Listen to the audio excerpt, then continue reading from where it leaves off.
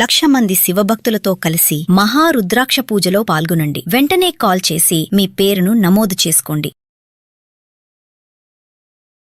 నమస్తే, welcome back to Suman TV. Present మనతో పాటు ఉన్నారు ఎక్స్ ఐపీఎస్ ఆఫీసర్ రెడ్డన్న గారు. నమస్తే సార్. నమస్కారం అండి.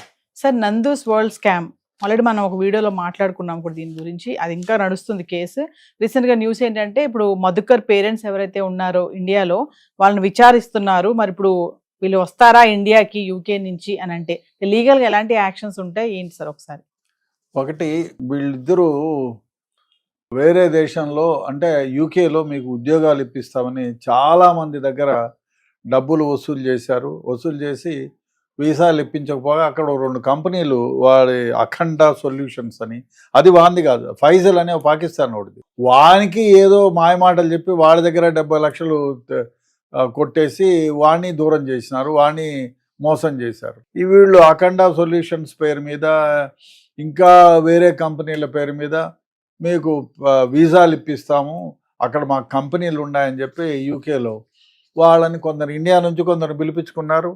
వాళ్ళకి టెంపరవరీ వీసా, విజిటర్ వీసా తీసుకొని అక్కడికి తీసుకున్న తర్వాత హోటళ్ళల్లో పెట్టి ఆ పని ఈ పని చేయించి మీకు ఉద్యోగం ఇప్పట్లో రాదని చెప్పి వచ్చేసారు. వాళ్ళు ఇచ్చిన కంప్లైంట్ పైన అట్లా మోసపోయి చివరికి ఏం చేయాలో తోచక ఇండియాలోకి వచ్చి కంప్లైంట్ ఇస్తేనే ఈ ఎఫ్ఐఆర్ కట్టినారు. ఇట్లా చాలామంది దగ్గర మీకు వీసాలు ఇప్పిస్తామని డబ్బులు తీసుకునేది, మీ లాస్ట్లో ఆ గవర్నమెంట్ మారిందనో ఏదో ఒక సాగు చెప్పేది, ఇప్పట్లో కాదు ఇంకా 6 నెలలు పడుతుంది, ఇంకా 3 నెలలు పడుతుంది, ఇట్లే చెప్పి చెప్పి చెప్పి అందరినీ మోసం చేస్తూ వచ్చినారు.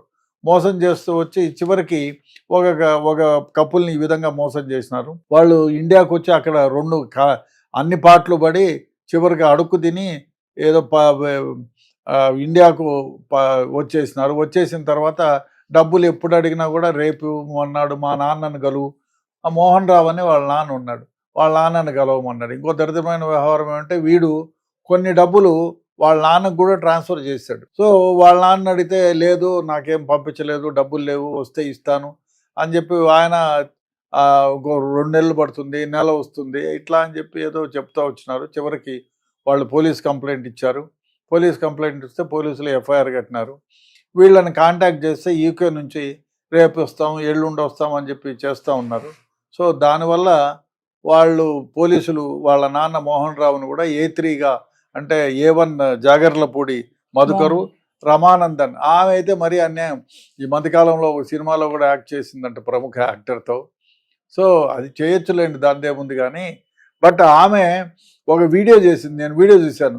చాలామంది మోసాలు చేస్తున్నారు, దారుణాలు చేస్తున్నారు, నేను వీళ్ళని వదలను అని చెప్పి ఒక వీడియో చేసింది. ఈమె మోసం చేస్తూ ప్రజల్ని ఈ విధంగా వీడియోలను చేసి మోసం చేయడం కూడా గొప్ప నటించదగ్గ మనం.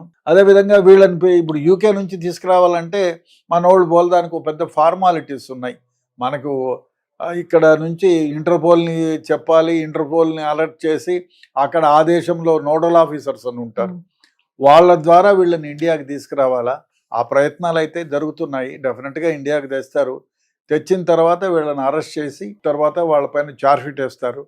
ఛార్జ్షీట్ వేస్తే ఇంకా ఈ చీటింగ్ చేసినారు, డబ్బులు కలెక్ట్ చేసినారు, ఇట్లా ప్రాబుల్ సెక్షన్ల కింద వీళ్ళపైన ఛార్జ్షీట్ వేసి వీళ్ళపైన జైలు శిక్ష వస్తుందండి.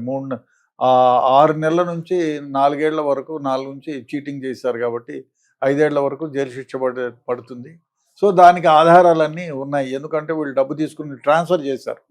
ఎవరైతే మోసపోయారో వీసా గురించి, ఆ వీసా ప్రాసెసింగ్ అని అదని ఇదని, అదే కాకుండా ప్రత్యక్షంగా వీళ్ళను టూరిస్ట్ వీసా కింద మోసపోయిన వాళ్ళని లండన్ తీసుకెళ్ళటం, అక్కడ ఏదో పిచ్చి హోటల్లో పెట్టి ఆ పనులు చేయించి పిచ్చి పిచ్చి హోటళ్ళల్లో పని చేయించి ఏదో జీతం ఇవ్వకుండా వాళ్ళకి తిండికి సరిపోయేటట్టు ఇచ్చి అదేదో చేశారు. ఇవంతా ఎవిడెన్సెస్ ఉన్నాయి. కాబట్టి వీళ్ళు ఇండియాకి రప్పించడానికి టైం పడుతుంది, ప్రాసెసింగ్ అంతా జరుగుతూ ఉంది. వాళ్ళ అమ్మ నాయన కూడా కంప్లైంట్ చేశారు, మీరు రాకపోతే వేరే విధంగా ఉంటుంది కేసు, వాళ్ళు వచ్చిన తర్వాత ఇంకా వేరే విధంగా చాలా కేసులు పెడతామని ఏదో బెదిరించినట్టుంది. వాళ్ళ అమ్మ నాన్న కూడా మోహన్ రావు కూడా కొడుకుని మధుకర్ని ఫోన్లో మాట్లాడించినట్టున్నారు. వస్తానని చెప్పినాడు. బట్ ఇవాళ ఇస్తాడా రేపు వస్తాడా అనేది తెలియదు. ఎందుకంటే వేరే దేశానికి ఎక్కడ పోయినా అక్కడ నుంచి మనం బలవంతంగా తీసుకురాలేం. తీసుకురావాలంటే ప్రాసెస్ ఉంది. మనకు ఒడంబడిక ఉంటుంది, ఉన్నా కూడా అక్యూజ్ని అక్కడి నుంచి తీసుకురావాలంటే కొంచెం టైం పడుతుంది ఆ ప్రాసెస్ అంతా అవ్వడానికి. సో గవర్నమెంట్కి కూడా ఆ విధంగా చేశారు.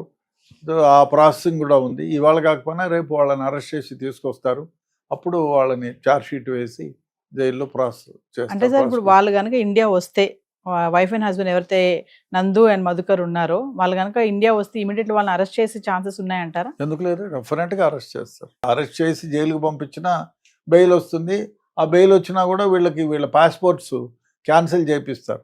వీళ్ళ పాస్పోర్ట్స్ మీద అదే కాకుండా అన్ని పాస్పోర్ట్ కేంద్రాలకి, తర్వాత ఇంటర్నేషనల్ ఎయిర్పోర్ట్లకు అన్నిటికీ రాసి ఈ పాస్పోర్ట్ ఉన్న వ్యక్తులను మీరు అలో చేయొద్దని చెప్పి చెప్తారు. అదేవిధంగా కోర్టు వాళ్ళు మీ పాస్పోర్ట్లను సరెండర్ చేయమని చెప్తారు.